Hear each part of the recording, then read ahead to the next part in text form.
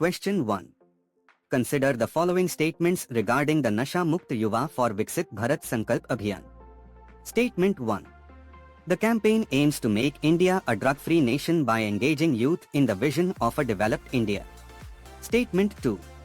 It is primarily focused on urban areas to tackle drug abuse among the youth. Statement 3. The campaign encourages every citizen to join the initiative. Which of the statements given above are correct? The correct answer is option B, 1 and 3 only. Explanation: Statement 1 and 3 are correct as per the news. The campaign aims to make India a drug-free nation by engaging youth and calls for participation from every citizen. Statement 2 is incorrect. Such national campaigns typically have a broader reach, including rural and semi-urban areas, not just urban. The focus is on youth across the nation. Question 2. Pingali Venkaiah, a freedom fighter recently in news for his 150th birth anniversary, is best known for his contribution to which of the following? The correct answer is option B, designing the national flag of India. Explanation: Pingali Venkaiah was an Indian freedom fighter and the designer of the flag on which the current national flag of India is based. He presented his design to Mahatma Gandhi in 1921. Question 3. With reference to the Prohibition of Employment as Manual Scavengers and their Rehabilitation Act, 2013, consider the following statements. Statement 1. The Act prohibits the employment of manual scavengers and the construction or maintenance of insanitary latrines. Statement 2. A recent government survey conducted under this Act found no manual scavengers in the country. Statement 3.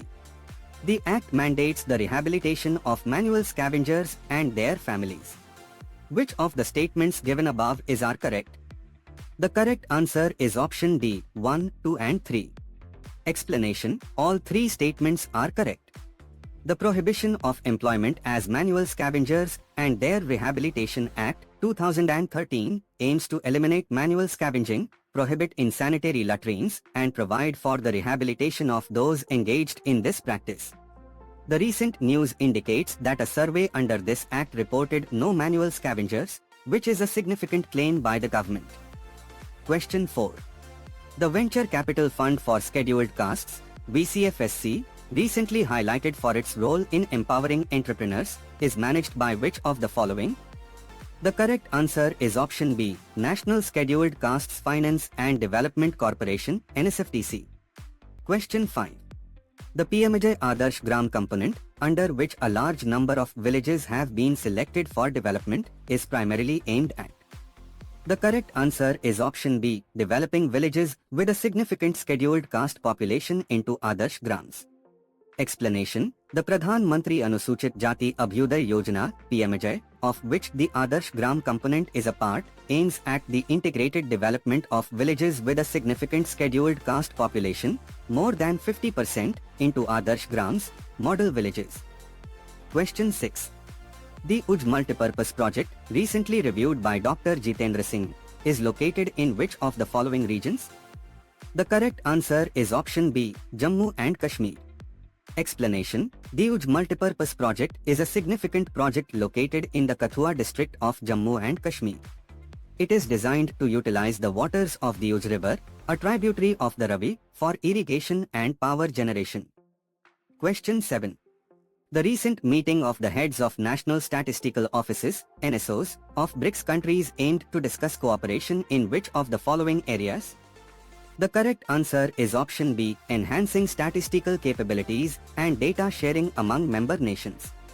Explanation: Meetings of the heads of National Statistical Offices, NSOs, of BRICS countries typically focus on strengthening statistical cooperation, sharing best practices in data collection and analysis, and harmonizing statistical methodologies to better reflect the economic and social realities of the member states.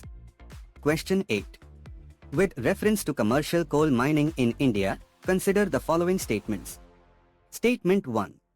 Commercial coal mining was introduced to reduce India's reliance on coal imports and boost domestic production. Statement 2. Under the commercial mining regime, any entity can bid for coal blocks without restrictions on end use. Statement 3.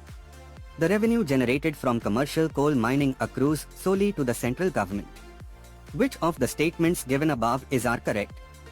The correct answer is option B, 1 and 2 only. Explanation: statements 1 and 2 are correct. Commercial coal mining was indeed introduced to liberalize the coal sector, reduce imports, and allow any entity to bid for coal blocks for commercial sale without restrictions on end use. Statement 3 is incorrect. The revenue from commercial coal mining is shared with the respective state governments where the mines are located based on the auction process. Question 9. The upcoming GI and Beyond 2.0 summit in New Delhi is primarily associated with which of the following concepts? The correct answer is option C, geographical indications. Explanation: the term GI in GI and Beyond 2.0 summit stands for geographical indications. The summit is likely focused on promoting and discussing the significance of geographical indications for various products, their protection, and market access. Question 10. The Tri-Services Future Warfare course, whose 4th edition is set to begin in New Delhi, is designed for which group of personnel? The correct answer is option B, senior and mid-level officers from the Indian Army, Navy, and Air Force. Explanation: a Tri-Services Future Warfare course is typically designed for senior and mid-level officers from the 3 branches of the Indian Armed Forces, Army, Navy, and Air Force, to enhance their understanding of evolving warfare doctrines, technologies, and joint operational strategies. Question 11. With reference to the Khelo India scheme, consider the following statements. Statement 1.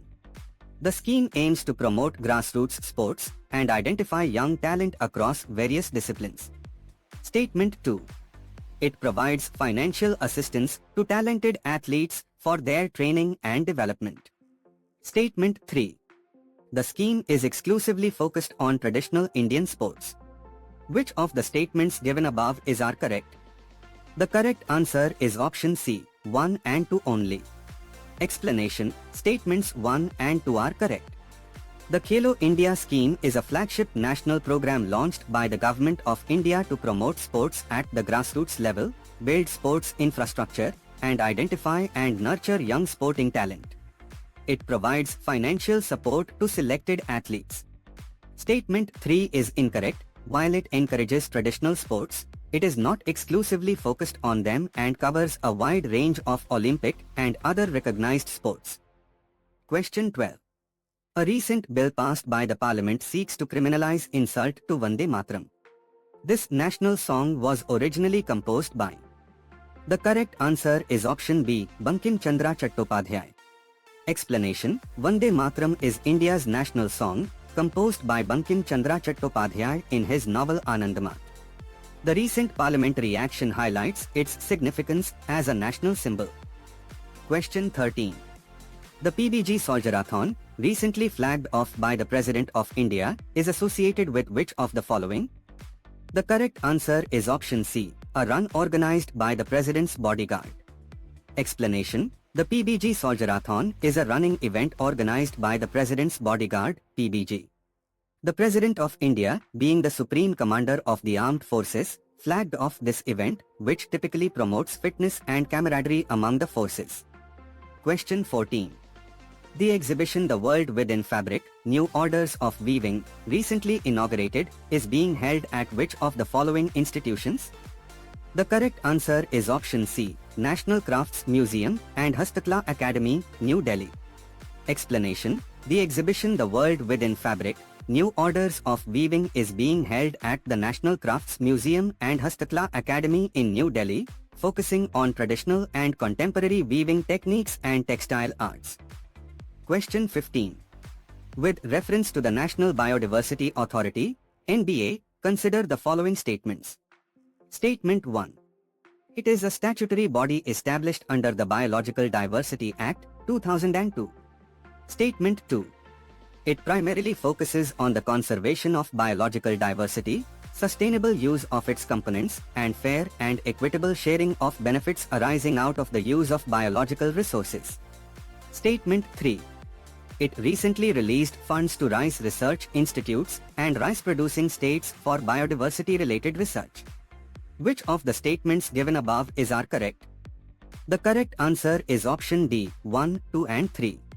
Explanation: the National Biodiversity Authority, NBA, is indeed a statutory body established in 2003 under the Biological Diversity Act, 2002. Statement 1 is correct. Its mandate includes conservation, sustainable use, and equitable sharing of benefits from biological resources. Statement 2 is correct. The news explicitly mentions NBA releasing funds to rice research institutes and states, indicating its involvement in promoting biodiversity-related research in agriculture. Statement 3 is correct. Question 16. The National Cadet Corps, NCC, recently organized a Cyclothon 2026 to commemorate which significant event? The correct answer is option B, 79 years of India's independence. Explanation: the NCC Cyclothon 2026 was organized to mark the completion of 79 years of India's independence. Such events by the National Cadet Corps, NCC, aim to promote fitness, national integration and awareness among the youth. Question 17. Unnati Sharma, who was recently congratulated by the Prime Minister for winning a bronze medal, is associated with which sport? The correct answer is option C, Judo. Explanation: Unnati Sharma won a bronze medal in Judo in the 63 kg category, for which she received congratulations from the Prime Minister. Question 18. With reference to the proposed India-UK Comprehensive Economic Partnership Agreement, CEPA, consider the following statements. Statement 1. It aims to significantly boost bilateral trade and investment between India and the United Kingdom. Statement 2. The agreement is expected to cover areas such as goods, services, investment, and intellectual property rights. Statement 3. It is the first free trade agreement, FTA, that India is negotiating with a European country. Which of the statements given above are correct? The correct answer is option A, 1 and 2 only. Explanation: the India-UK CEPA, or CETA, is indeed being negotiated to boost bilateral trade and investment across various sectors including goods, services, and investment. Statements 1 and 2 are correct. However, it is not the first FTA India is negotiating with a European country. India has existing or ongoing agreements with other European partners blocs, example, EFTA, EU in the past, making statement 3 incorrect. Question 19. The National Offshore Exploration Scheme in India is primarily related to which of the following sectors? The correct answer is option B, oil and natural gas exploration. Explanation: the National Offshore Exploration Scheme is a government initiative aimed at exploring and exploiting hydrocarbon resources, oil and natural gas, in India's offshore regions, contributing to energy security. Question 20. With reference to the Arctic Council, consider the following statements. Statement 1. It is a high-level intergovernmental forum that addresses issues faced by the Arctic governments and indigenous people of the Arctic. Statement 2. India is a permanent member of the Arctic Council. Statement 3. Its primary focus areas include environmental protection and sustainable development in the Arctic region. Which of the statements given above are correct?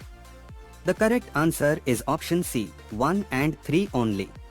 Explanation: the Arctic Council is indeed a high-level intergovernmental forum for cooperation on Arctic issues, involving Arctic states and indigenous communities. Statement 1 is correct.